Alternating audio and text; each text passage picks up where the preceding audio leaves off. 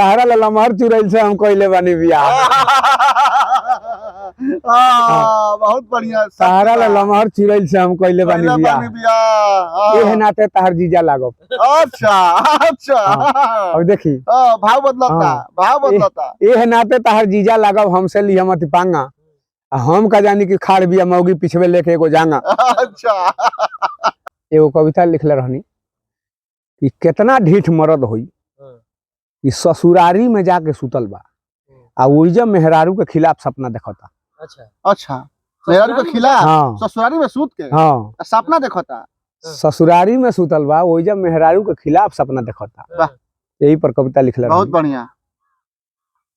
कि कविता रहे चुड़ैल पर। चुड़ैल पर कविता का नाम बा चुड़ैल।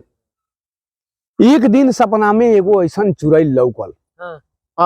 एक दिन सपना में एगो ऐसन चुड़ैल लौकल आ मुहुआ बाके बहिया फैला के हमरा ऊपर छौकल। अच्छा।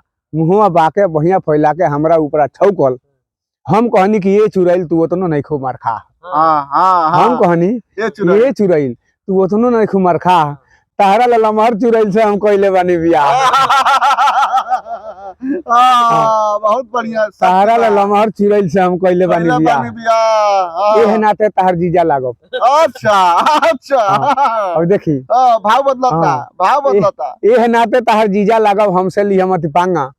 हम का जानी कि खाड़ बिया मौगी पिछवे लेके एगो जांगा। अच्छा। तो कहलस चुड़ैलिया कि देख ले बनू तो उड़ जाई तार निंदिया। कहलस चुड़ैलिया कि देख ले बनू तो उड़ जाई तार निंदिया। ए जीजा तनी पिछो झांक लखाड़ बिया बड़की दीदिया। अरे बाप रे। चिला चिला के मेहरारू के कहले रहनी हम भूतनी।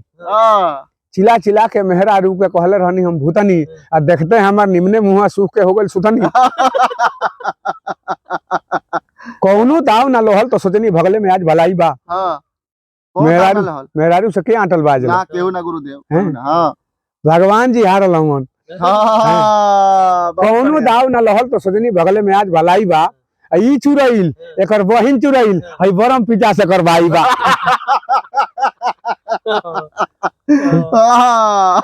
बहुत बढ़िया, बहुत बढ़िया। सपने में हम बारात रहनी, बोलत रहनी अनसो हाथो आ सगरो बतिया कान पात के सुनत रहली कान पातो। अच्छा। सगरो बतिया कान पात के सुनत रहली कान पातो। एके झंगा में अंगी टूट गई। अच्छा। एके झंगा में अंगी टूट गई, फंस गई ससुरारी में।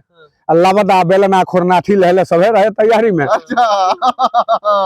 अब सास ससुर सारन के देखते सोचनी के छोड़िया सन्नारे। सास ससुर सारन के देखते सोचनी के छोड़िया सन्नारे। आई बारी के बारी कोइलासी कोली भूतवे बड़े संकारे।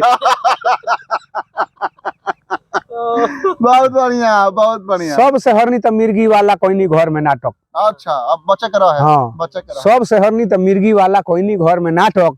तो बेना हौकल सबे खोल के जंगल आके मारी फाटक। अब देखते हैं जोर हम भगनी छड़क के। देखते हैं जोर हम भगनी छड़क के मेहरारू के डरे। अब बीच में कहीं रुकनी नहीं है दौड़किया में घर है। बहुत बढ़िया, बहुत बढ़िया, बहुत बढ़िया। ना लोग कहेला कि जान बचल तो लाखों पाए। लाखों पाए। मेहरारू से हृदयानंद विशाल कहेले केहू में उतना दम नहीं खे। जे मेहरारू के चुड़ैल कही वो भूत से कम नहीं खे। जे मेहरारू के चुड़ैल कही वो भूत से कम नहीं खे। हम ना सरकार हम अपना का ना कहनी ये तो हमारा बीती बता दे। चलिए सबके प्रणाम। जय भोजपुरी, जय भोजपुरिया।